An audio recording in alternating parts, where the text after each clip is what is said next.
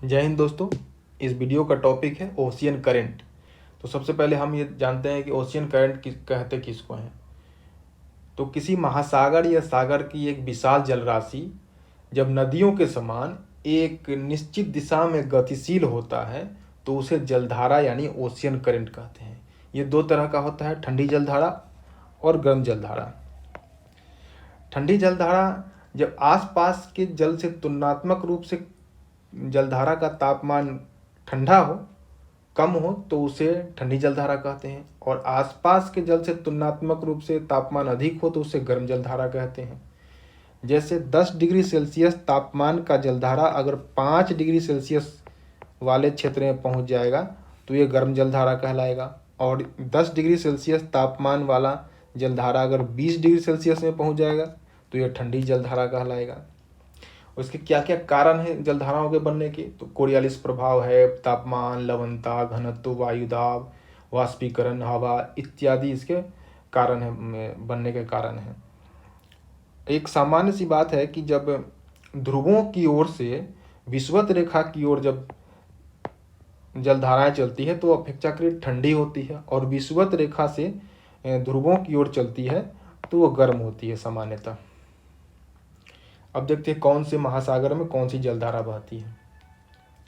तो अटलांटिक महासागर की जलधाराओं को देखते हैं। ठंडी जलधारा है लेब्राडोर की जलधारा। इसका लोकेशन है कि ये नॉर्थ अमेरिका के पूर्वी तट पे है। और कैनरी की धारा ये अफ्रीका के उत्तर पश्चिम तट पे है। उसके बाद साउथ अटलांटिक में है बेंगुल की जलधारा, ये अफ्रीका के दक्षिण पश्चिम तट पे है। फॉकलैंड की जलधारा ये साउथ अमेरिका के साउथ ईस्ट कोस्ट पर यानी कि दक्षिण पूर्वी तट पे है। ये चारों बहुत महत्वपूर्ण है, काफ़ी पूछा जाता है। उसके बाद गिनी करंट है, बाकी सब लिखा हुआ है, जो महत्वपूर्ण है हम सिर्फ उसी की चर्चा करेंगे। गिनी करंट है। गिनी करंट जब इक्वेटोरियल करंट काउंटर होकर लौटता है, काउंटर इक्वेटोरियल करंट को गिनी करंट कहते हैं। ये भी काफ़ी पूछा जाता है। साउथ इक्वेटोरियल करंट जब ब्राज़ील तट से टकराता है तो ब्राज़ील करंट का निर्माण होता है। ये भी काफ़ी महत्वपूर्ण है, गर्म जलधारा है। एंटीलीज की जलधारा करंट, ये नॉर्थ इक्वेटोरियल करंट का ही आगे बढ़ा हुआ भाग है एंटीलीज करंट। और फ्लोरिडा की जलधारा काफ़ी महत्वपूर्ण है, कई बार पूछा गया, ये भी गर्म जलधारा है। ये दोनों मिलकर गल्फ स्ट्रीम का निर्माण करता है, ये भी काफ़ी बार पूछा गया है। और गल्फ स्ट्रीम आगे बढ़कर दो भाग में बढ़ जाता है, एक वेस्ट विंड ड्रिफ्ट कहलाता है और दूसरा नॉर्थ अटलांटिक ड्रिफ्ट। दोनों गर्म जलधारा है। नॉर्थ अटलांटिक ड्रिफ्ट भी कई भाग में बढ़ जाता है। एक इरमिंगर की जलधारा है जो आइसलैंड के दक्षिण भाग तक पहुंच जाता है, और इसका एक भाग नॉर्वे के पूर्वी तट तक पहुंच जाता है। नॉर्वे की पश्चिमी तट तक, ये पश्चिम वाला इस तट तक पहुंच जाता है। यहाँ पर ठंडी के मौसम में बर्फ़ नहीं जम पाता है समुद्र में, और जो पोर्ट है वो हमेशा चालू रहता है। एक रेनल करंट है, ये भी गर्म जलधारा है। उसके बाद देखते हैं प्रशांत महासागर की जलधाराओं को। इसमें 3 महत्वपूर्ण ठंडी जलधाराएं हैं। एक है क्यूराइल की जलधारा, दूसरा कैलिफोर्निया की जलधारा, और पेरू की जलधारा। इसी को हम्बोल्ट की जलधारा बोलते हैं। हम्बोल्ट करंट इसी को बोला जाता है। ये तीनों महत्वपूर्ण है जो ठंडी जलधारा है। अच्छा, क्यूराइल की जलधारा को ओयोशिवो जलधारा बोलते हैं। ओयोशिवो,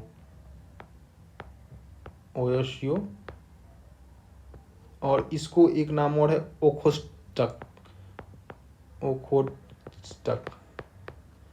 इसको कमचटका जलधारा भी बोलते हैं। और गर्म जलधारा देखते हैं, ईस्ट ऑस्ट्रेलियन करंट है, और एल नीना जलधारा है, क्यूरोशियो करंट है, और क्यूरोशियो का ही एक पार्ट है सुशीमा की जलधारा जो जापान सागर तक पहुंच जाते हैं। ये इसके गर्म जलधारा है। एक अलास्का की जलधारा भी गर्म जलधारा, ये भी काफ़ी बार पूछा गया है। उसके बाद देखते हैं हिंद महासागर की जलधाराएं। हिंद महासागर में 3-4 प्रमुख जलधाराएं हैं। एक ऑस्ट्रेलियन करंट है, इसको वेस्ट ऑस्ट्रेलियन करंट कहा जाता है, ये ठंडी जलधारा है। बाकी इधर ल्यूविन करंट जो है वो गर्म जलधारा है। और मेडागास्कर के पूर्वी भाग में मेडागास्कर करंट है और मोजाम्बिक करंट। यहाँ पे मेडागास्कर करंट है और ये मोजाम्बिक करंट है। ये दोनों मिलकर अलगुहास करंट का निर्माण करता है। ये तीनों जो है गर्म जलधाराएं हैं। ठीक है। और ये कि गर्मी के मौसम में है ये, क्योंकि गर्मी समर का है ये। साउथ वेस्ट मॉनसून करंट है ये, इसके कारण ही जो है भारत में वर्षा होती है। और ठंडे के दिनों में जो है उत्तरी गोलार्ध में जब शीत ऋतु पड़ती है तो ये नॉर्थ ईस्ट मॉनसून करंट बन जाता है, ये भी गर्म जलधारा है। ठीक है, तो इसमें इतना ही जलधारा है और ये महत्वपूर्ण है। इसको एक दो बार अच्छे से देख लेंगे तो रटने की ज़रूरत नहीं पड़ेगी, बिना रटे ही याद हो जाएगा।